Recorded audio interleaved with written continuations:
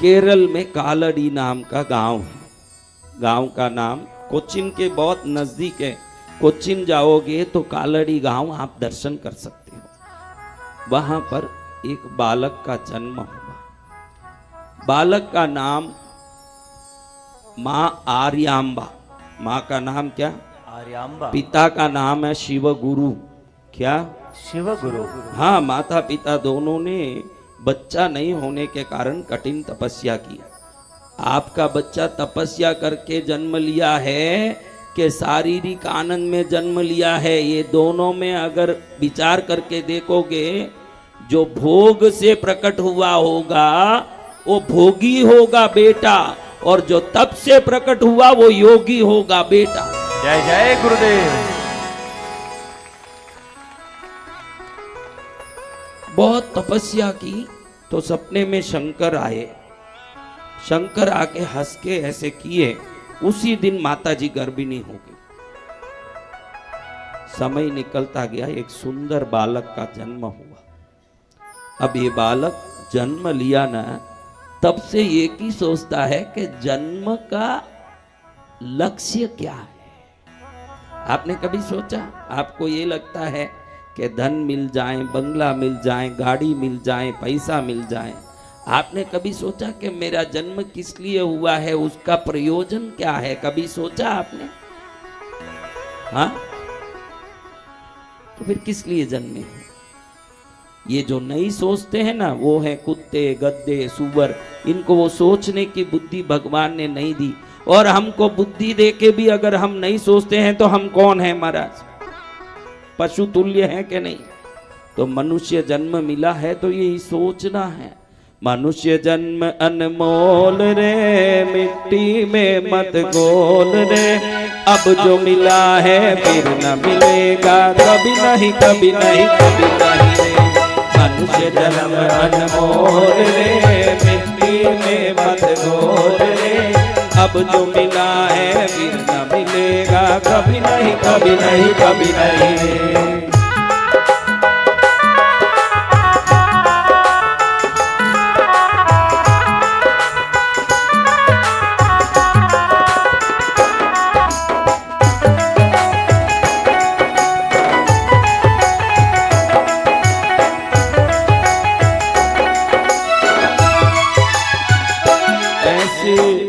अगर आपने जन्म लिया, हमको सबको पता है कि एक दिन मरेंगे। किसको पता नहीं है? सबको पता है, लेकिन पता लगना अलग बात है, वो बुद्धि में उतरना अलग बात है। पता सबको लगता है, किसी के बुद्धि में नहीं उतरता। हम क्या बोलते हैं? मांगी लाल जी मर गए, बुआ जी मर गए, मामा जी मर गए, क्या तू जिंदा रहने वाला है? हमको तो यही तो लगता है कि मैं जिंदा रहूंगा, सब मरेंगे। मन में तो यही तो आता है, पूरा संसार मरेगा, मैं एक बैठा रहूंगा। मन में तो मन तो यही कहता। अगर मन ये नहीं कहता तो इतना पाप करते कैसे हो? अगर मन ये नहीं कहता तो इतना पाप कैसे करते हो खुले दड़म दिल से? किस किस के मुंह से आज तक गाली नहीं निकला? हाँ, किस किस को क्रोध नहीं आया? बहनों ने सुबह लाइन लगाया, महाराज महेंद्र सुबह साधना में आने। किस में आने? साधना में। कुश्ती में जाने नहीं। वो एक फोकट कुश्ती में गई थी ना, क्या फोकट थी वो? हाँ, फोकट में ही गई ना, फोकट में ही आई। हाँ, तो कुश्ती में जाए तो बात अलग। कैसी औरतें हैं देखो, उधर धर्मशाला में धर्म करने आई है, उधर इतना झगड़ा किया कि वहां का पैनल तोड़ दिया, तोरण तोड़ दिया, सब तोड़ा। उसके बाद शांत नहीं, जो खड़ा है उसको मारने जा रही है। इनको जो सही करने जा रहा है उसको मार रही है।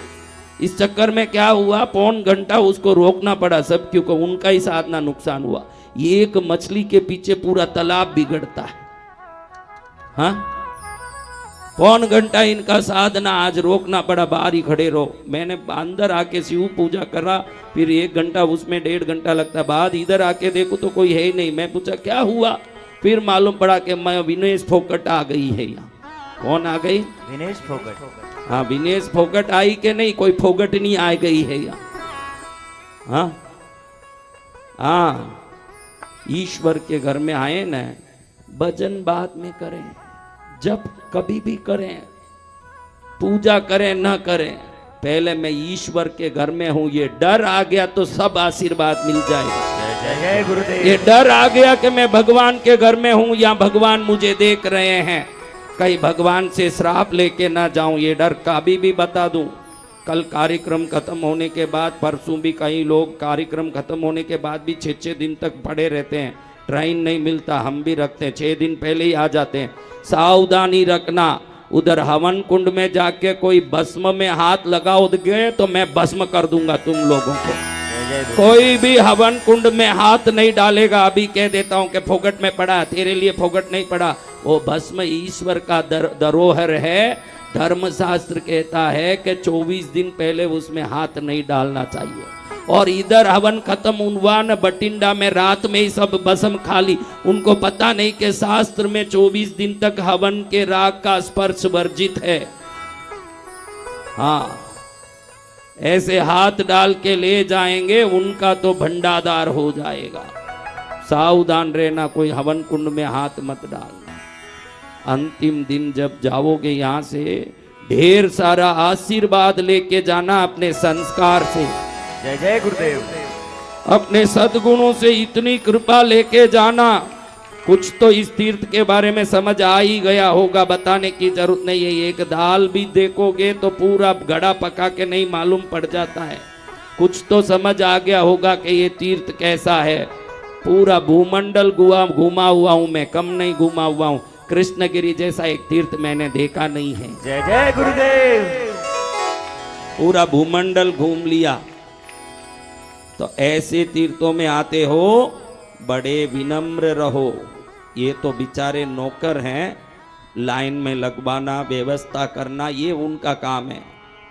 उनके साथ मारा मारी करने जाओगे, एक औरत आदमी पर हाथ उठाती है तो वो औरत नहीं हो सकती। हाँ, ऐसी सब औरतें। तो विनय रखना, विवेक रखना, डर रखना, आदर रखना, श्रद्धा रखना। कितने ही ऐसे भक्त हुए जिन्होंने जीवन में पूजा नहीं की, जिन्होंने मंत्र कभी सीखा नहीं, प्रभु उनको भी प्रसन्न होकर आशीर्वाद दिए हैं उनके भक्ति से। प्रसन्न किससे हो गए? भक्ति से। हाँ, कोई जरूरत नहीं कि पूजा आती हो, कोई जरूरत नहीं कि मंत्र आती हो। मंत्र पंडितों की बातें हैं, पूजा पुजारी की बात है। तू भक्त है तो भक्ति कर भाव से, ये तेरा काम है। जय जय गुरुदेव। तेरा काम अंतर हृदय से भक्ति करना तेरा काम है। देखो महाराज, बच्चा जन्म लिया, सोचा कि मनुष्य जन्म का लक्ष्य क्या है? हा? अगर आप कृष्णगिरी से कुछ ले जाना चाहते हो तो मैं एक प्रेरणा देता हूं, संस्कार लेके जाओ। जितने लोगों को अच्छा लगे, प्रण ले लो कि आज से मरते दम तक गाली नहीं दूंगा किसी को। गुस्सा करना अलग बात है, गाली देना अलग बात है। गुस्से को व्यक्त करने के लिए हजारों तरीके हैं, उसके लिए किसी के माँ बहन को खींचने की कोई आपको अधिकार नहीं है। जिस व्यक्ति के साथ आपका संबंध बिगड़ा, उससे बात करने को आपको अधिकार है, उसकी माँ और बहन को खींचने का आपको अधिकार नहीं है गालियों के द्वारा। तो जो कृष्णगिरी आके माँ का आशीर्वाद लेना चाहते हैं, ये माँ बहन की गाली जिंदगी में कभी नहीं देंगे। ये जिसके मन में दृढ़ता है वो हाथ जोड़ लो, प्रण ले लो कि कभी किसी के माँ, क्योंकि आप माँ की भक्ति करने कृष्णगिरी आते हो, बोलते हो माँ, और किसी के माँ का नाम लेके गाली दोगे तो ये माँ कैसे खुश होगी? ये भी एक माँ है, खुश नहीं हो सकती। ये कौन कौन गाली छोड़ेंगे?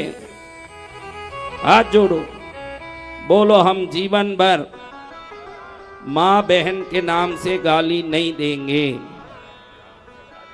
हो गया नवरात्रि सार्थक। और कैसे होता है नवरात्रि? जय गुरुदेव। नवरात्रि ऐसे ही सार्थक होता है। जिस माँ को हमने माना वो जगत जननी है। पता नहीं कि वो धरती में किस माँ के रूप में घूम रही है, न किसको हमने गाली दे दिया। बहुत आराम हो गया, बहुत छोटी बात में बहुत बड़ा लाभ मिल गया आपको। हाँ, आप भाग्यशाली हो रहे हो। तो बचपन में ही वैराग्य आ गया शंकर को। क्या आ गया? वैराग्य। सोचते हैं कि मेरी माँ जैसे ही मुझे जन्म दी ने मेरे पिता चल बसे, मैं अकेला बेटा हूं, उनका पति भी नहीं है, वो कैसे मुझे संसार से छोड़ने देगी? क्योंकि कई अच्छे अच्छे योग्य आत्माओं को भी उनके परिवार वाले ही सन्यास लेने नहीं दे रहे हैं। नहीं तो अभी कई सन्यासी होते भारत में, या तो मां नहीं देती आज्ञा, या तो पत्नी नहीं देती, इस कारण से वो संसार में फंसे हुए हैं। तो आदि शंकराचार्य सोचते हैं कि इसका कोई उपाय करना पड़ेगा। उन्होंने भगवान को प्रार्थना किया, भगवान मुझे आपकी भक्ति सर्वतो भावेन करना है, अंश के रूप में नहीं करना है। तो लेकिन संसार में रह के मैं संपूर्ण रूप से आपकी भक्ति कैसे कर पाऊंगा? क्योंकि संसार में रहूंगा, पत्नी आएगी, बच्चे आएंगे, संसार आएगा, फिर पोता आएगा, परपोता आएगा। आप बोलते हो कि बुढ़ापे में भजन करूंगा, बुढ़ापे तक जिंदे रहेंगे, इसकी गारंटी किसने ली है? कब भजन कर लोगे तुम लोग? बोलता है कल भजन कर लूंगा। कल की गारंटी लेके आया यमराज से, ठेका लिया है तू? कल के सुबह का कोई पता नहीं है महाराज। जो करना है कृष्णगिरी में आज ही कर ले। हर क्षण को अंतिम दिन की तरह सोच के जी, हर दिन मजा आएगा तेरे जीवन में। जय गुरुदेव। हर क्षण को यही सोच के जीना है कि आज ही मेरा अंतिम दिन है। फिर अब सोचो, आप बोलो, डकैत करनी है, सट्टा खेलना है, चोरी करनी है, दारू पीना है, पाप करना है, लेकिन हमको मालूम पड़ा कि अभी अंतिम दिन है, ये सब करोगे? हाँ, क्यों नहीं करोगे? बुद्धि कहेगा कि करके क्या करूंगा, जाना ही तो है। तो हाँ, भले कभी भी मरो, यही कहो कि करके क्या करूंगा, जाना ही तो है। यही कहो, भले 100 साल रहो, करके क्या करोगे, जाना ही तो है। आज नहीं जाओगे, 100 साल बाद जाओगे, जाना तो है। तो जहां जाना है उसके लिए इतना माताफोड़ी क्यों करते हो? रोटी के लिए कमाओ, दाल के लिए कमाओ, ज्यादा से ज्यादा उस रोटी के लिए घी चौपड़ने के लिए कमाओ।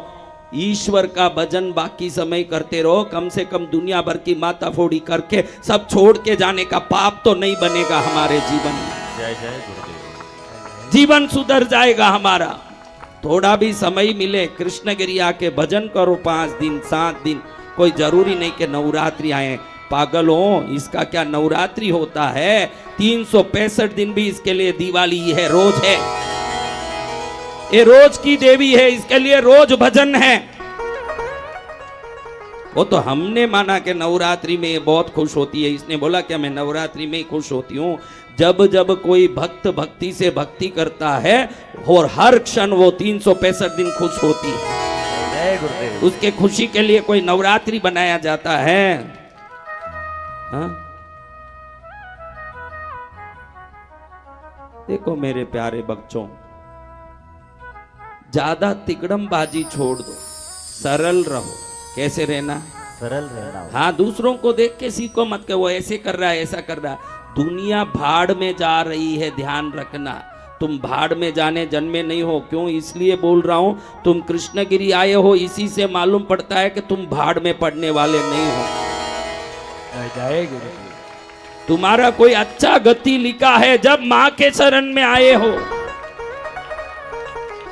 ये माँ के शरण में आके क्या तुम भाड़ में जाओगे? तो होशियारी छोड़ दो, ज्यादा होशियारी मत करो, दया करो। कोई गरीब दिखे 2 रुपया दो, कोई गाय दिखे थोड़ा चारा दो। दिल में दया रखो, मन में प्रेम रखो, ईश्वर के प्रति श्रद्धा रखो।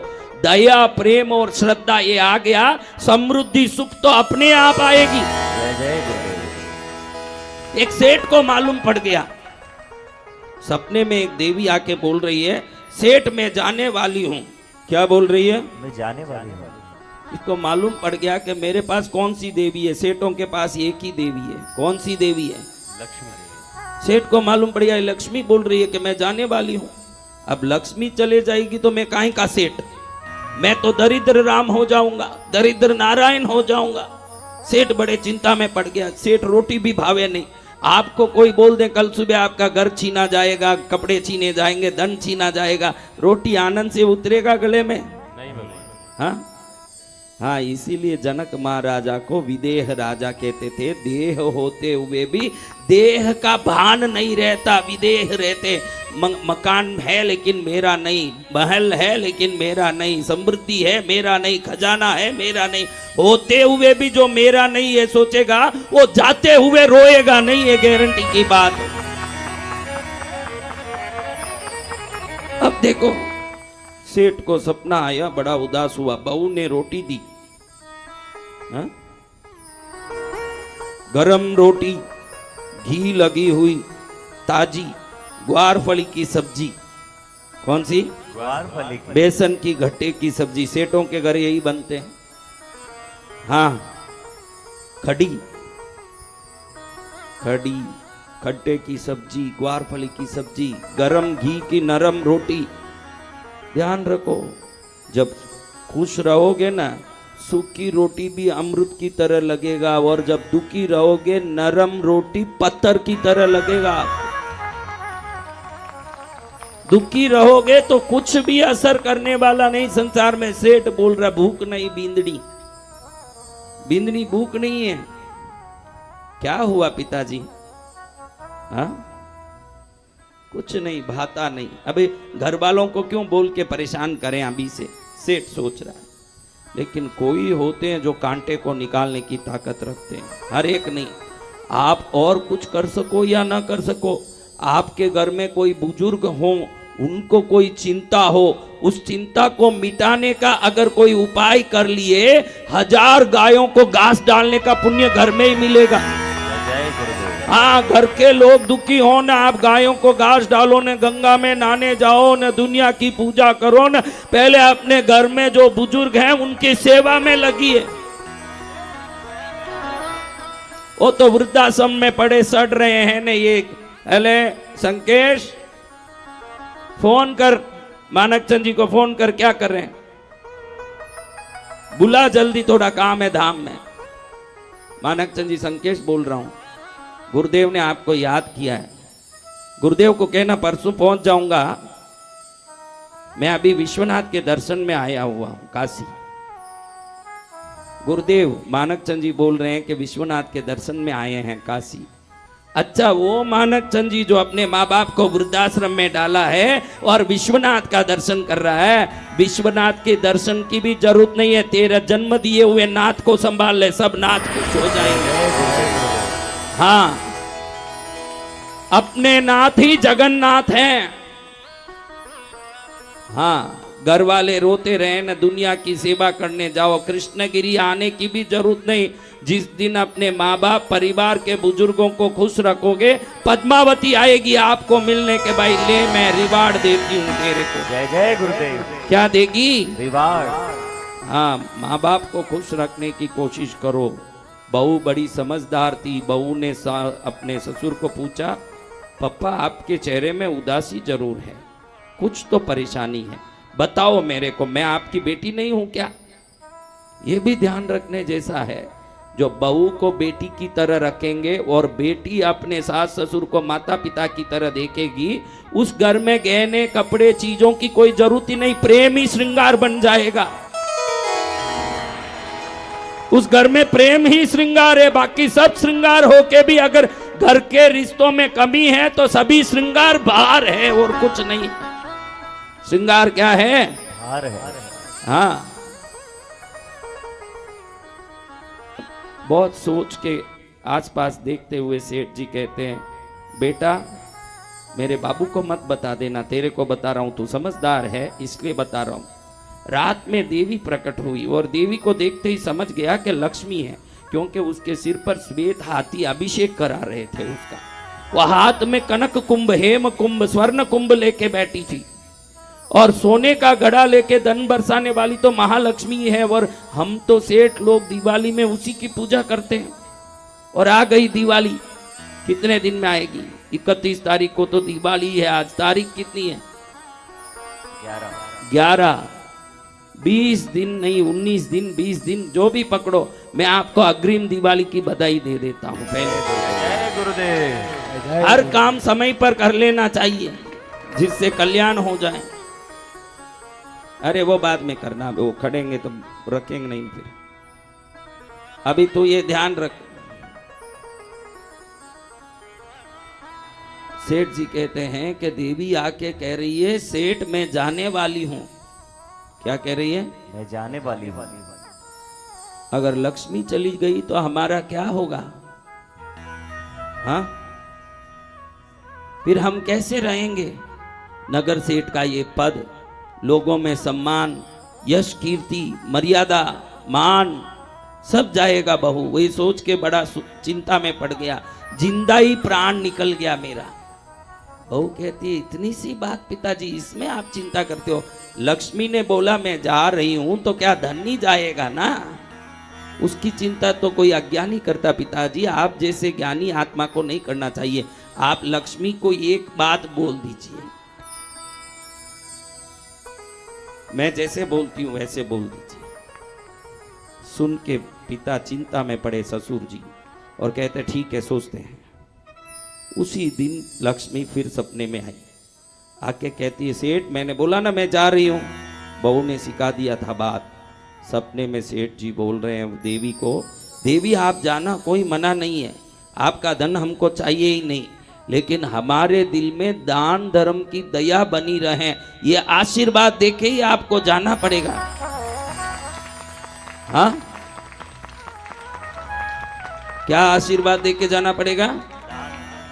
दान करने की और धर्म करने की हमारे में बुद्धि बनी रहे अंत समय तक, ये आशीर्वाद देके जाना पड़ेगा। सेठ जी ने यही बोला, देवी दान और धर्म करने का आशीर्वाद दो, धन हमको नहीं चाहिए।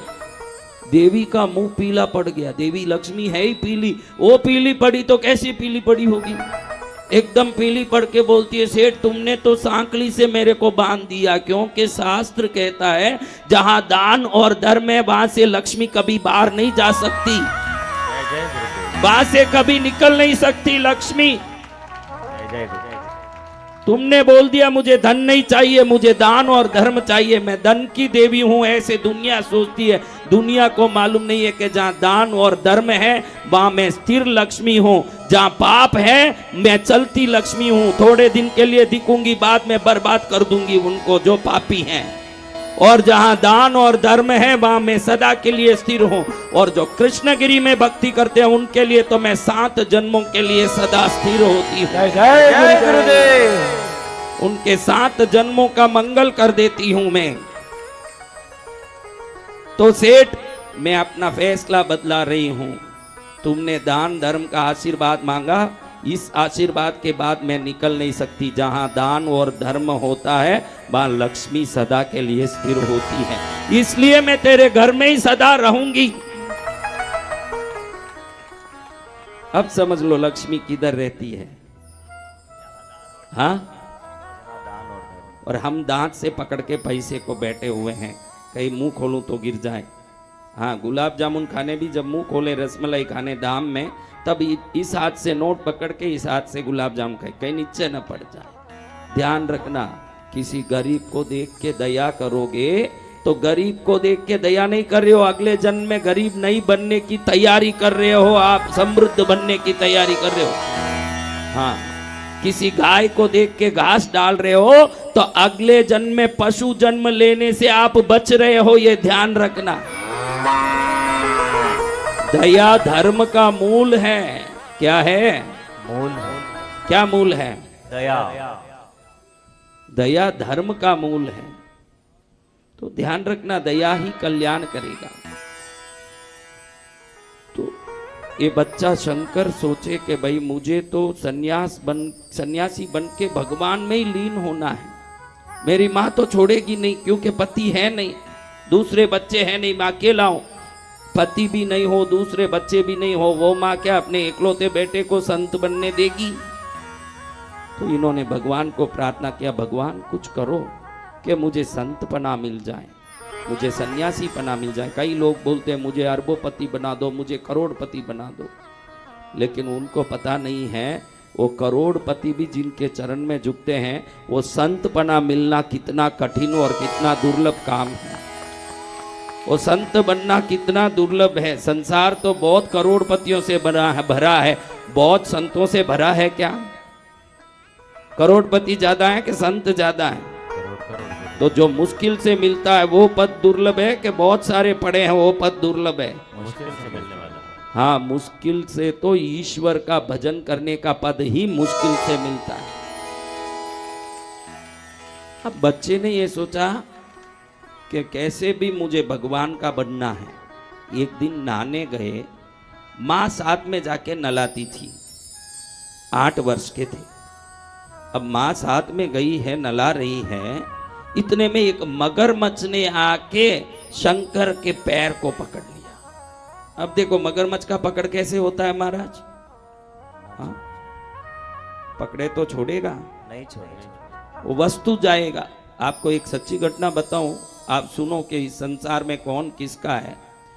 पास में होगेनेकल है वाटरफॉल्स, यहाँ से बहुत नजदीक है, एक 70 किलोमीटर हो सकता है।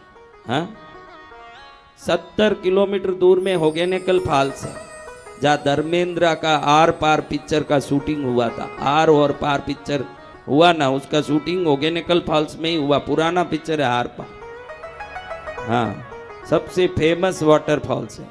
उसमें माँ बाप और बेटे, एक गोल वाला नाव होता है ना, गोल वाला छोटा, उसमें बैठ के उस तरफ जा रहे हैं नाविक के साथ। वो बच्चा हाथ डाल के खेल रहा था पानी में, ऐसे बच्चे के हाथ को मगरमच्छ पकड़ लिया। सच्ची घटना है। तो नाविक देखा कि अब ये मगरमच्छ ऐसे जोर से खींचेगा हाथ कि नाव को ढोल देगा, और बीच नदी में इतने भयंकर पानी में जा रहा है कि अंदर डूबने के बाद कोई जी नहीं सकता। नाविक ने कहा या तो इस बच्चे को डाल दो अंदर, या तो हम चारों जाएंगे। तो माँ बाप ने सोचा कि ऐसे बच्चे तो बहुत पैदा होंगे, हम जिंदा हों तो बस। बच्चे को माँ बाप ने ढकेल दिया नाव में। आप ऐसे मत करो, आप हो तो भी यही करोगे। एक तो जाएगा ही, एक तो चारों जाए कि एक जाए, तब आप क्या करोगे बोलो? आप तो अभी हाँ हाँ कर रहे हो। उस जगह में रहो तो आप भी बच्चे को ढकेल के भगवान हमको बचाया, बड़ी खुशी है। अवसर इंसान को इंसान बनाता है, अवसर इंसान को शैतान बनाता है, अवसर इंसान को महान बनाता है। सब अवसर के खेल हैं। हाँ, अवसर के हिसाब से ढकेल दिया बच्चे को। सच्ची घटना है भाई। हाँ, बच्चे को ही ढकेल दिया, माँ बाप सुरक्षित पहुंच। अब देखो, हम जिसको पूछते हैं वो माँ बाप ही अपने को पानी में ढकेल दें। भगवान के सिवाय कोई किसी के माँ बाप नहीं हो सकते, ये मैं मानता हूं। हाँ, भगवान ही अपने माँ बाप है। शंकर के पैर को मगरमच्छ पकड़ लिया। माँ ने देख लिया कि मगरमच्छ ने पकड़ लिया है। बेटे को मालूम पड़ गया कि मगरमच्छ नहीं है। मैंने प्रार्थना किया तो भगवान ने किसी देवता को भेजा है मगरमच्छ के रूप में, ताकि माँ के मन में मेरे को सन्यास देने के भाव आ जाएं। तो उस विचार को मन में लेते हुए बेटे ने माँ को सूझबूझ के साथ कहा, माँ देखो ये मगरमच्छ ने मेरा पैर पकड़ लिया। और मगरमच्छ का पकड़ कैसे होता आप जानती हो। इससे मालूम पड़ता है कि मेरा जन्म पूरा हो गया, मेरा समय पूरा हो गया। या तो मैं अब मरूंगा, या तो मुझे सन्यास दीक्षा लेने की अनुमति दो। अगर सन्यास लेता है तो उस व्यक्ति का दूसरा जन्म माना जाता है उसी जन्म में, क्योंकि जब भी कोई सन्यास लेता है उसके पूर्व जन्मों के संबंध तो खत्म हो जाते हैं ना, संसारिक संबंध तो खत्म हो जाते हैं, तो वो दूसरा जन्म हो जाता है, इसलिए मैं बच जाऊंगा। अब माँ सोचे, अगर मैं सन्यास दीक्षा देने दूं तो ये बच जाएगा, जिंदा रहेगा, नहीं तो मर जाएगा।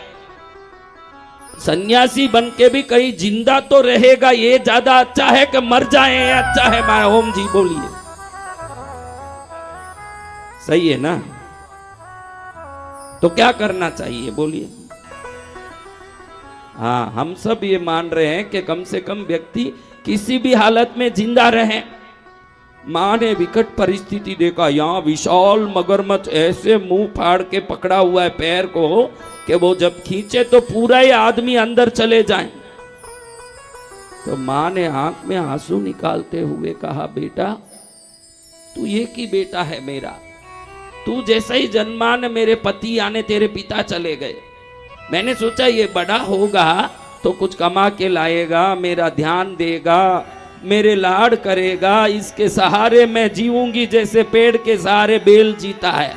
अब तू बोलता है कि मैं संन्यास ले लूंगा, तो मेरा कौन ध्यान देगा बेटा? फिर भी अगर तेरे मरने से अगर तेरा जीना अच्छा है, तू मेरा बेटा बनने से संत बनना अच्छा है, ये मैं मानता हूं। जय जय गुरुदेव। तू दीक्षा ले ले बेटा, मेरी अनुमति है। अगर दीक्षा लेने के भाव व्यक्त करूं और ये मगरमच्छ सच में छोड़ता हो तो तू दीक्षा ले ले, जो करना कर, लेकिन जल्दी कर, तेरा प्राण बचना चाहिए। ये है माँ। क्या है? हाँ, ये है माँ। एक बेटा नई शादी करके आया, शादी करके आया, बहू के पत्नी के बातों में इतना मोहित हो गया, वो बोलती है उठ, तो उठ जाए, वो बोलती है बैठ, तो बैठ जाते, वो बोलती है चल, तो चल पड़े, वो बोलती है सो जा, तो सो जाए। इतना पागल हो गया। एक दिन पूछता है पत्नी को, तू मुझसे प्रसन्न तो है ना, तू मुझसे खुश तो है ना? वो बोलती है काई खुशी, कोई खुशी नहीं है। हाँ, तो अब वो पूछता है क्यों खुशी नहीं है? मैं सोचता हूं कि तेरा हर काम मैं करता हूं। तू तिल मांगती है तो मैं तेल ही लेके आ जाता हूं सीधा, तू फूल मांगती है तो मैं गुच्छा लेके आता हूं, हाँ, तू तकिया मांगती है तो मैं गद्दी के साथ लाता हूं, और क्या करूं जिससे खुश होगी? अरे ये सब लाके क्या करोगे? एक चुड़ैल घर में बैठी है ना तुम्हारी माँ नाम की, उस चुड़ैल को खत्म कर दोगे। अगर सच में मेरे पति कहलाते हो तो जीते जी उसको मार के दिखाओ और उसके छाती को चीर के उसका कलेजा ला के दिखाओ, तब समझूंगी कि तुम मेरे हो, मैं खुश हो जाऊंगी। कभी कभी कुछ आप कभी सोचे नहीं हो वैसी घटनाएं संसार में होती है। ऐसा नहीं कि नहीं होगा, आजकल पेपर टीवी में देखते होंगे, कभी सोच नहीं सकते ऐसे घटनाएं होती है। भारत के सनातन धर्म की बच्चियों को 1000 बार मैं इन कार्यक्रमों के द्वारा सावधान करना चाहता हूं, इस संसार में किसी का भी विश्वास करो, विदेशों से आए हुए धर्मियों का विश्वास मत करो।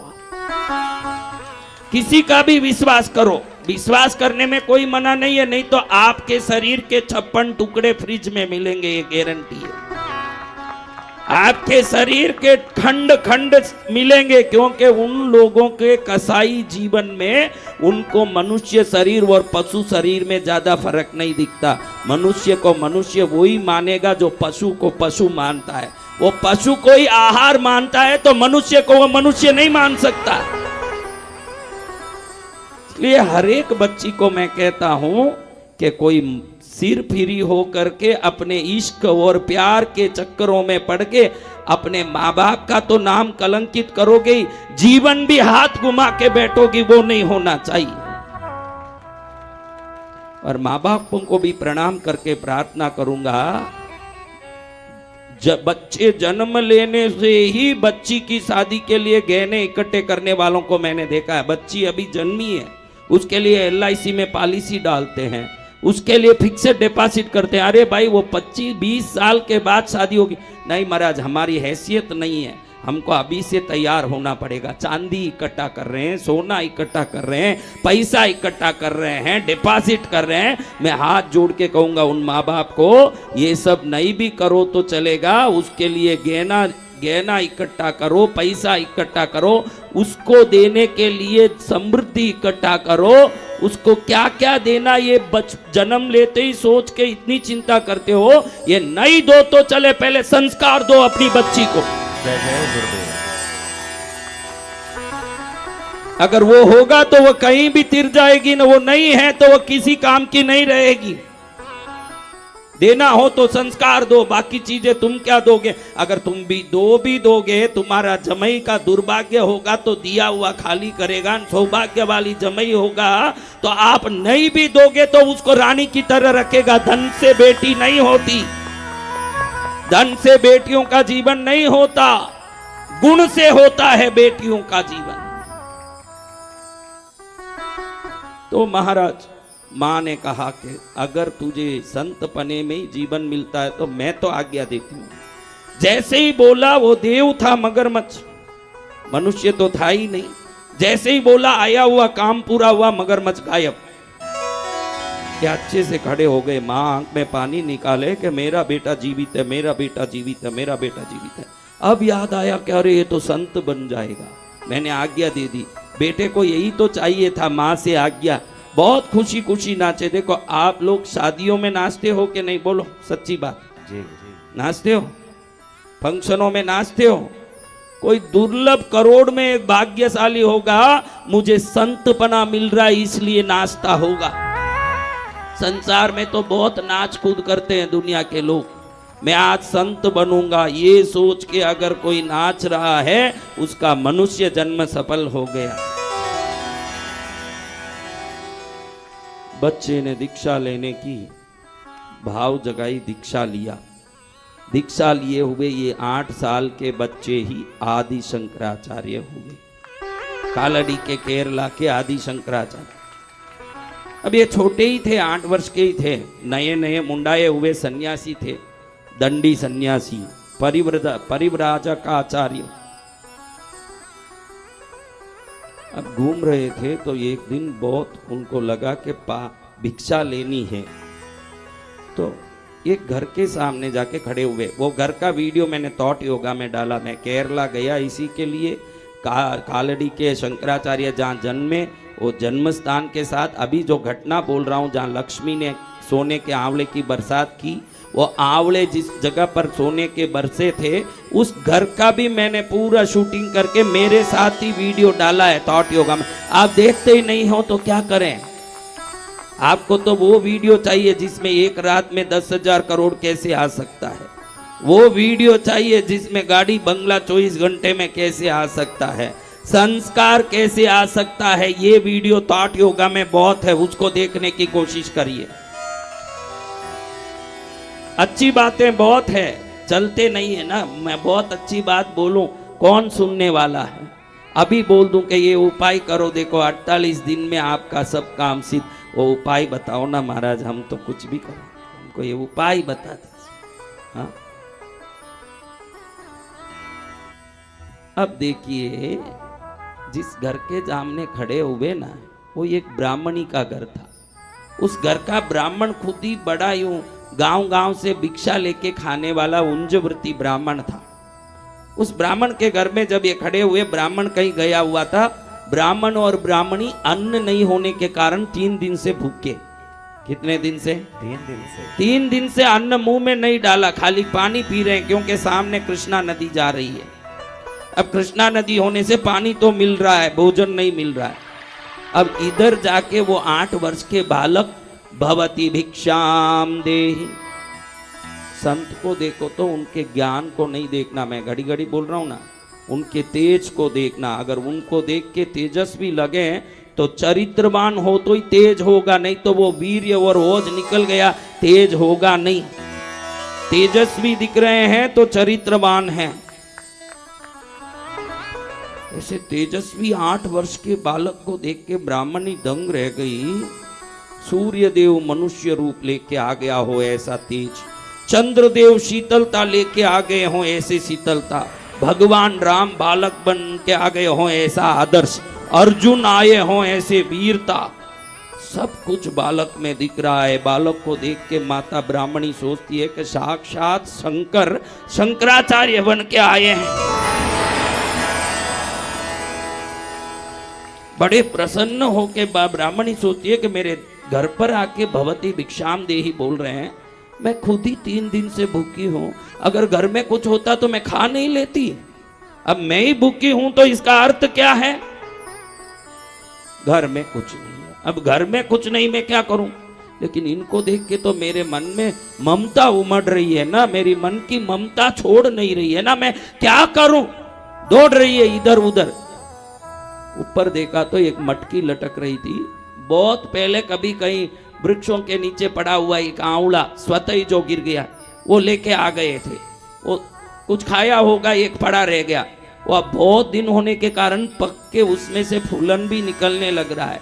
फटाफट उठाई, उसको पहुंचा, फूलन पहुंचा, लेकिन अब पका हुआ होने से दब रहा है, पानी निकल रहा है। इसने सोचा ये डालेंगे क्या, भिक्षा में ऐसी चीज डाली जाती है, कोई खाते हो वैसी चीज डाली जाती है, ये कोई डाली जाती है, क्या करूं? फिर सोचती खाली भी कैसे भेजो, अरे गलत चीज भी कैसे डालो, अरे खाली भी कैसे भेजो, अरे सड़ी हुई चीज कैसे डालो। 3 बार गई द्वार तक, 4 बार वापस आई। अब ऐसे ही करती रही, हुआ पो हुआ, लेकिन मन में लगा something is better than nothing. ये दिमाग में आया। क्या दिमाग में आया? Something is better than. हाँ, नहीं है ये बोलूं, उससे अच्छा है कुछ तो डाल दो। ऐसा सोच के आगे बड़े हिम्मत से कदम रखी। हाथ कंप रहा था कि एक उत्तम बालक संत बन के आया। मेरा पाप कर्म देखो, आप में और धर्मात्मा में फर्क इतना ही है, मेरे पास पैसा होता तो कार ले लेता, मेरे पास पैसा होता तो बंगला ले लेता, मेरे पास पैसा होता तो 100 एकड़ जमीन लेता। इसी में आपकी बुद्धि जाती है। धर्मात्मा की बुद्धि मेरे पास पैसा होता तो दान करता, इसमें जाती है। जय जय गुरुदेव। मेरे पास पैसा होता तो मैं दान करता, मेरे पास पैसा नहीं, मैं क्या करूं? ये सोचे वो धर्मात्मा। खुद के चिंतन करें, पैसे के साथ जोड़ के, वो कर्मात्मा है। ये कौन है? धर्मात्मा। आप कौन हो? धर्मात्मा हो के कर्मात्मा? देख लो। और कृष्णगिरी आने के बाद अगर कर्मात्मा हो तो धर्मात्मा बन के जाओगे तो नवरात्रि सिद्ध है। जय जय गुरुदेव। नवरात्रि सार्थक है। पुण्यशालिनी सोचती है कि जो हो ये बालक दैविक लग रहा है, परिपूर्ण लग रहा है, परमात्मा का अंश लग रहा है, इसको मैं कुछ भी डालूंगी, इस वस्तु को नहीं, मेरे भाव को वो परख ही लेंगे, मुझे पता है। मेरे भाव को स्वीकार करें प्रभु, मेरे वस्तु को तो मैं ऐसे ही दे सकती हूं, मैं गरीब ब्राह्मण हूं, मैं क्या करूं? मन में दुखी होके आंख में आंसू बहाते, हाथ उसके कंप रहे हैं, अरे ऐसी चीज डालो। आप लोग क्या करते हो सोचो। दिवाली आ रही है बहनों, कितनी बहनें बन के बैठी है। बहनों हाथ ऊंचाओ सब। आपको हाथ जोड़ के कहता हूं, किसी भी काम वाली को पुराना कपड़ा दिवाली को मत दे देना, अपनी पुरानी साड़ी, पुरानी वस्तु मत दे देना। हाथ जोड़ता हूं आपको, क्योंकि जब जब पुराना कोई भी चीज दोगे, अगले जन्म में पुराना पहनने की तैयारी रखना, क्योंकि अगले जन्म में नौकरानी बन के जिसको दिया वो रानी बनी होगी, उसी के हाथ से कपड़े लेके पहनने पड़ेंगे आपको। ये गारंटी की बात कह रहा हूं। दिवाली आ रही है, बढ़िया नया कपड़ा दिलाओ उसको, बयान बढ़िया 1 किलो मिठाई दिलाओ। अगर वो खुश होगी, अंदर से प्रसन्न होगी, क्योंकि भृत्य शनि समानाः, शास्त्र कहता है कि नौकर नौकरानी शनि के रूप है। शनि नौकर नौकरानियों में रहते हैं, अलग अलग ग्रह अलग अलग जगह रहते हैं, तो शनि नौकर नौकरानियों में ही रहते हैं। अगर नौकर नौकरानियों को बासी रोटी डाल रहे हो, बासी चीजें डाल रहे हो, तो किसी भी प्रकार से शनि को कुपित कर रहे हो, यह ध्यान रख लेना। और शनि कुपित होते हैं तो क्या होता है, पूरी दुनिया जानती है, मैं क्या बोलूं महाराज। शनि कुपित होंगे तो क्या होगा, दर दर भटकना पड़ेगा। तो बहनों दिवाली आ रही है, मेरे कहने पर, बहनों को ही नहीं भाइयों को क्यों न बोलूं, दिवाली में क्या भाई क्या लंगोट पहन के बैठे रहेंगे, वो भी तो अच्छे बंटन के निकलेंगे। तो भाई बहनों को बोलता हूं, मेरे कहने पर किसी गरीब को आधा किलो मिठाई कौन देगा दिवाली में? भूल मत जाना। सब हाथ उठा लिया, फिर खुद ही बैठ के दिवाली में यूं मुंह में लड्डू भरा, महेश दिवाली कैसी है? बहुत अच्छा है। हाँ, तो ध्यान रखना, जो बोला वो करना है, क्योंकि मैं खाली प्रवचन नहीं करता, मैं सोचता हूं कि संसार में जीने का तरीका समझे, वही प्रवचन होना चाहिए। जय जय गुरुदेव। जय जय। तो कौन आधा किलो मिठाई देगा? और 1 किलो भी नहीं बोला, सोच के ही बोला मैं। कितना बोला? आधा किलो। ताकि हर एक दे सके, 100-150 तो कोई भी। तो इस दिवाली में आधा किलो मिठाई किसी गरीब को देना, और कपड़े देने हो तो पुराने कपड़े तो विसर्जित करना चाहिए, किसी को देना नहीं। जो आपके पास काम के नहीं है, किसी को टरका के, मैंने साड़ी भी दिया है, मैंने कपड़े भी दिए हैं, आज सुबह मैंने मेरे काम वाली को 4 रोटी दिए, पता है कि ये 4 रोटी कैसा। एक औरत तो मेरे को बोलने लगी कि इस दिवाली में मैंने काम वाली को पूरा 1 टिन घी दे दिया महाराज। 1 टिन आधा किलो का टिन, 1 किलो का, 15 किलो का टिन महाराज। मैंने काम वाली को 15 किलो का टिन दे दिया। कितना? 15 किलो का। मैं विचार में पड़ गया, क्या काम वालियों को 15-15 किलो घी दान में दिया जाता? मेरे को लगा कोई डाउट है, कुछ तो गड़बड़ है। माता जी जो है असली बता दो। थोड़ा मुंह नीचे ऊपर करने लगी। मैं कि जो है बोलना पड़ेगा। जब 15 किलो घी दिया, इसको अगर सीना तान के बोल सकती हो तो इसके पीछे का रहस्य भी बोलना। आप पूछ रहे हो इसलिए बोल रही हूँ महाराज, आप तो सब जानते हो, नहीं बोलूं तो भी जान लोगे, इसलिए बता रही हूँ कि घी ले आए सेठ जी कल। खाजा बनाओ, गुंजा बनाओ, पेठा बनाओ, माल बनाओ, सेठ जी लाए। जैसे ही खोल के रखी, मैं सोची कि थोड़ा सा निकाल के कढ़ाई में डालूंगी, पीला खाजा बनाऊंगी, सफेद खाजा बनाऊंगी। तो मैंने सोचा गुंजा भी साथ में ही बना लूं। तो मैं खोपरा छीलने के लिए बैठी, वापस आके देखूं तो घी के टिन में चिपकली गिरी हुई थी। मारा क्या गिरी? अब मेरे मन में आया कि इसको खाएगा कौन? फिर याद आई सरस्वती। देवी सरस्वती नहीं, घर की काम वाली का नाम है। कौन याद आ गई? सरस्वती। मैंने कहा दान का दान भी होगा न मंगल का मंगल भी होगा। चिपकली निकाल के बाहर डाल दी ना, उसको मैंने घी दे दिया। ध्यान रखना, आपके दान का फल तो आपके दान के वस्तु से नहीं, उस दान के वस्तु को दिए जिस भावना से होती है। भावना शुद्ध रखना, भावना श्रेष्ठ रखना। अगर भावना श्रेष्ठ है तो भव का नाश निश्चित है। हाँ, चिपकली गिर गई, उसको पकड़ा दिया और सबको बोलती फिरे मैं 1 टिन घी दी, मैं 1 टिन। एक बूंद भी देने वाली नहीं अगर चिपकली नहीं गिरती तो। उसमें से खाजा भी देने वाली नहीं। हम दिवाली के मिठाई और दिवाली की चीजें भी कब काम वाली को देते हैं? जैसे ही बनता है गरम गरम देते हैं। पहले बच्चे खाएंगे, फिर पति खाएगा, फिर हम भी खाएंगे, फिर 2-3 दिन तक खाए पिए। फिर जब नाक के पास जाते ही उसमें से गंध कम पड़ जाए, उसमें से सुगंध कम पड़ जाए, वो थोड़ा बदबूदार लगने लगे। सरस्वती, हाँ तेरे लिए मैंने मिठाई रखा था, तू लेके क्यों नहीं गई? दी होती तो लेके जाती के।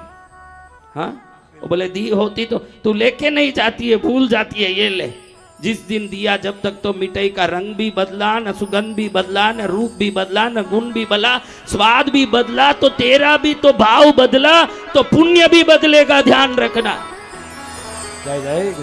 आ गई 20 दिन में दिवाली। हम खाने के पहले गाय को दो। दिवाली का पहला चीज गाय को दो, दूसरा चीज कव्वे को दो, तीसरा गरीबों को दो, चौथा नौकरों को दो, 5वें आप बैठ के खाने बैठो। अगले दिवाली तक 4 गुना बढ़ जाएगा समृद्धि। जय गुरुदेव, जय गुरुदेव। अनंत गुना बढ़ जाएगी कृपा। क्योंकि इन दिवाली में कम से कम हम मैसूर पाक खरीद सकें, पेठे खरीद सकें, इतना ताकत भी रखते हैं। इसी दिवाली में कितने लोग प्लेटफार्म पर बैठ के रोते रहते हैं, प्लेटफार्म पर नंगे बैठे रहते हैं। दिवाली तो सबके लिए भगवान ने भेजी है। तो ध्यान रखना, एक बाप 2 बेटों का बाप हो, एक होशियार बेटा हो, एक धीमा नालायक बेटा हो, तो मरते समय होशियार बेटे को नालायक बेटे का हाथ पकड़ा के बोलेगा कि नहीं इसका थोड़ा ध्यान रखना? हाँ बोलेगा? तो आप क्या बोलोगे? अगर आपके बाप ने बोला मैं जा रहा हूं भाई, तू होशियार है, इसका थोड़ा ध्यान रखना, तो आप क्या बोलोगे? हाँ, ऊपर वाला भी 2 भाइयों को भेजा है। जितने समृद्ध हो वो बड़े भाई हो, न जितने दुखी हैं छोटे भाई हैं। बड़े ऊपर से बड़े जो सबसे बड़े बाप हैं वो कह रहे हैं कि बेटा हमने दोनों टाइप इसलिए भेजे हैं कि बड़ा बेटा छोटे बेटे का ध्यान रखे, इसीलिए भेजा है। तुमको बड़ा इसीलिए बनाया है कि छोटे का ध्यान रखो। अगर ईश्वर के हम भेजे हुए हैं ये मानते हो तो वो भी तो ईश्वर के भेजे हुए हैं। तो वो ईश्वर के भेजे हुओं का ध्यान कौन रखेगा? कौन रखना? हाँ, तो इस दिवाली में कम से कम एक धोती गमछा, एक 300 रुपए की साड़ी, एक आधा किलो का मिठाई, किसी गरीब को देख के देखना, हीरे का नेकलेस दो तो भी आपकी पत्नी जितनी खुश नहीं होगी वो 300 की साड़ी में ये गरीब इतने खुश होते हैं। इतने खुश होते हैं ये गरीब, इतने खुश होते हैं, इनका ये आत्मा क्योंकि उनको बहुत सबको देख के मन में लालसा रहती है कि हमको कुछ खाने क्या मिलेगा। अभी हम तिरुवन्नामले गए थे, अरुणाचलेश्वर भगवान के दर्शन करने। बच्चा बोला डोसा खाना है, तो वो गाड़ी में कोई कंपनी का डोसा बिक रहा था, कोई ब्रांड था, डोसा सैंडविच, ये खाने लगा। मैं कार में बैठे बैठे देख रहा था। उस समय एक गरीब आया, वो बोलता मुझे एक डोसा दिलाओ।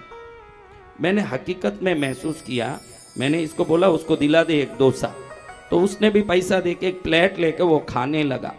जब वो डोसा खाता था, जब उसके भाव मैंने देखे, आपके पास 10,000 करोड़ आवे तो भी वो खुशी नहीं आ सकती। जब वो डोसा खाता था तब उसके चेहरे में वो खुशी थी। जय गुरुदेव।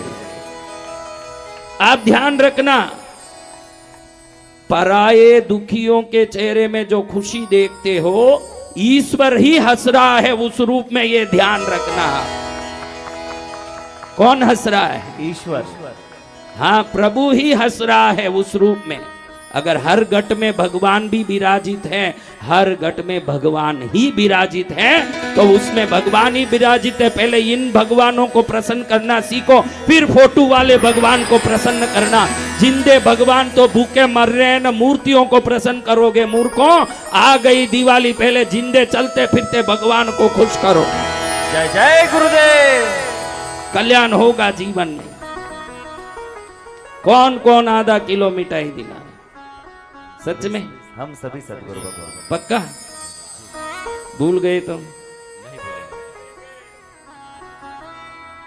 तब तो मैं आपको धन्यवाद कर सकता हूं। जय जय जय जय गुरुदेव। क्योंकि इतने लोग धन्यवाद करेंगे ही तो मुझसे शुरुआत। आप आधा किलो मिठाई दोगे, कोई भी धन्यवाद तो करेगा ही ना भाई। जिसको मिला नहीं वो धन्यवाद करेगा, लेकिन उसका शुरुआत मेरे से हुआ है तो पहला धन्यवाद मुझे ही करना चाहिए। जय जय गुरुदेव।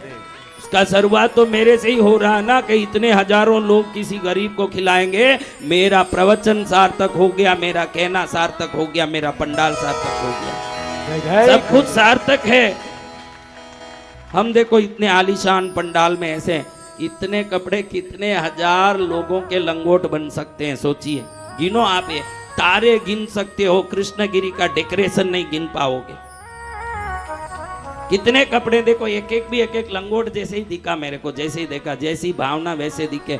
जैसे मोची कभी भी पैर ही देखता होगा, मैं भी वही देखता हूँ कि मेरा चीज किसी गरीब को कैसे काम आ सकता, मैं यही देखता हूँ। लेकिन ये फिर क्यों किया महाराज, आप गरीबों को क्यों नहीं दे रहे? ध्यान रखना, कई नालायकों की ये बात है कि शिवलिंग पर दूध क्यों चढ़ाते हो? शिवलिंग पर दूध चढ़ाने का किसी गरीब को दोगे तो गरीब का पेट भरेगा, शिवलिंग को क्यों दूध डालते हो? ये बोलने वाले जितने हैं मजार में चादर चढ़ाने वाले ही हैं पूरे, दूसरे नहीं। इनको ये सब बातें आती है कि शिवलिंग पर क्यों दूध चढ़ाते हो। हम गरीबों को देने से मना नहीं करते, लेकिन कितने भी गरीब को कितनी बार भी दो, जब तक गरीबी लिखी है वो गरीब ही रहेगा। और शिवलिंग पर दूध चढ़ा के प्रार्थना करेंगे, सर्वे भवन्तु सुखिनो, तो सभी लोग सुखी हो जाएं, प्रार्थना करेंगे तो ये जो भीख मांग रहा है, शिव कृपा से भीख मांगना छूट जाए और राजा बन जाए, तो जिंदगी में उसको देने की नौबत नहीं आएगी। मंदिरों में होने वाली पूजा शाश्वत भिक्षावृत्ति को समाप्त करने वाली आराधना है। हाँ, ये कभी भी बंद नहीं हो सकती। हम किसी व्यक्ति को थोड़े दिन के लिए रोटी डाल सकते हैं, पूरे भारत के गरीबों को क्या हम ठेका लेंगे? लेकिन शंकर जी प्रसन्न हो गए, जड़ मूल से ये गरीबी उठा के फेंक सकते हैं। जय गुरुदेव। इसलिए गरीबों की सेवा भी होनी चाहिए, शंकर की सेवा भी होनी चाहिए, दोनों साथ में होना। किसी एक पलड़े को भारी करोगे तो चलेगा नहीं, संतुलन होना जरूरी है। ईश्वर की भक्ति और समाज की सेवा दोनों को अगर संतुलित होके कोई करता है तो सच्चा शास्त्रज्ञ वही है, ध्यान रखना। खाली भजन चलेगा नहीं ना, खाली सेवा चलेगी नहीं। भजन की जगह भजन होना, सेवा की जगह सेवा भी होना। पत्नी काफी नहीं है, बेटी भी चाहिए। बेटी काफी नहीं है, बहन भी चाहिए। हर जगह उन चीजों का महत्व है, तो हर वस्तु को महत्व देके ही जाना पड़ेगा जीवन में। अब शंकराचार्य ने देखा कि पात्र में क्या गिरा। क्या गिरा? आंवला। कैसा आंवला? सोने का। देखे कि आंवला तो सड़ा हुआ है, अब खाने लायक नहीं है, क्योंकि पक तो बहुत समय पहले ही गया, अब तो उसमें से फूलन आ गए, पहुंचा के लाई, ये भी मालूम पड़ गया। और ये दब रहा है अंदर से, एक प्रकार से उसका सड़ने का गंध नाक तक पहुंच रहा है। लेकिन इसके अंतर हृदय के भावनाओं को भी आदि शंकराचार्य मन में देख रहे हैं। आहा, अगर ये नहीं होते हुए भी 4 बार घूम फिर के ये आंवला लाके डाल सकती है, इसके मुंह से ये नहीं निकल रहा है कि मेरे घर में कुछ नहीं है। अगर सच में कुछ होता तो ये रानी की तरह कैसे दान करती, ये सोच आ गया शंकराचार्य। तब उन्होंने महालक्ष्मी माँ को कहा, माँ ऐसे लोगों के घर में होना चाहिए तेरा निवास स्थान। तू कहाँ रहती है, तुझे मैं बुला रहा हूँ। मेरे स्तुतियों से प्रसन्न होके इस गरीब का कल्याण कर दे माँ। इस स्तुति को सुनने वालों का भी कल्याण कर देना। इस स्तुति का पारायण जहां हो वहां मंगल हो जाए। तो शंकराचार्य स्वामी ने कनक धारा स्तव की रचना की। कनक यानी सोना, धारा यानी धारा प्रवाह रूप से बरसना। अब इसने आंवला डाला तो ये सोने की बरसात भी आंवलों के रूप में हुआ। सोने के आंवले क्या बरसे? सोने के आंवले। उसी को थॉट योगा में मैं डाला। मैं, संकेश, कोमल, माता जी, हम सब गए थे केरला। और केरला जाके उसी जगह गए जहाँ ये सोने का बरसात हुआ। वो घर आज भी है। आप भी कभी जाओ, अच्छी जगह जाओ, आगे से ध्यान रख लो। 4 बार मनोरंजन करने घूमने जाते हो, 1 बार तो भी तीर्थ स्थलों में जाया करो। 1 बार तो भी भगवान के घर में जाया करो। 1 बार भी भगवान के घर में जाओगे, 4 बार के पाप को 1 बार की भक्ति रोग अच्छी तरह से साफ कर सकेगी। शादियों में जाते हो, आप कहते हो कि मैं नहीं जाऊंगा तो वो नाराज होगा। आपको मैं पूछता हूं, भाई महेंद्र कहाँ रे, आया नहीं? साले के घर में शादी थी महाराज। अच्छा भाई तू मत जाना, वो क्या शादी रुकेगी? नहीं, वो नाराज हो जाएंगे महाराज, वो नाराज हो जाएंगे। संसार नाराज होगा जितनी चिंता करते हो, परलोक में परमात्मा नाराज होंगे, वो भी चिंता रखो थोड़ा। हाँ, संसार की ही चिंता कर रहे हो, ये नाराज होते तो भी क्या कर लेंगे, वो नाराज होंगे तो बहुत महंगा पड़ जाएगा। ये नाराज होंगे ज्यादा से ज्यादा रिश्ता कटेगा। कितने ही रिश्ते, ये नहीं तो दूसरा, पत्नियां ही दूसरे ला रहे हैं तो रिश्ते बदलने में क्या फर्क पड़े। लेकिन भगवान नाराज हो जाएंगे तो क्या होगा महाराज, सोचो। तो भगवान को भी खुश रखने की कोशिश करो कि कृष्णगिरी बराबर समय समय पर जाऊं। दुनिया नाराज होगा तो चलेगा, पद्मावती नाराज होगी तो चलेगा नहीं महाराज। जय गुरुदेव। मुझे पद्मावती को राजी रखना है। किनको? पद्मावती माँ को। तो जब सोने के आंवलों की जोर से बरसात हुई, ब्राह्मणी देख रही है कि चमकते हुए गोल गोल आंवले नीचे गिर रहे हैं।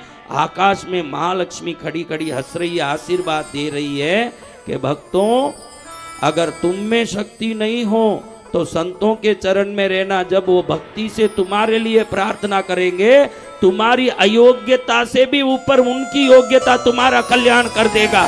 जय जय गुरुदेव।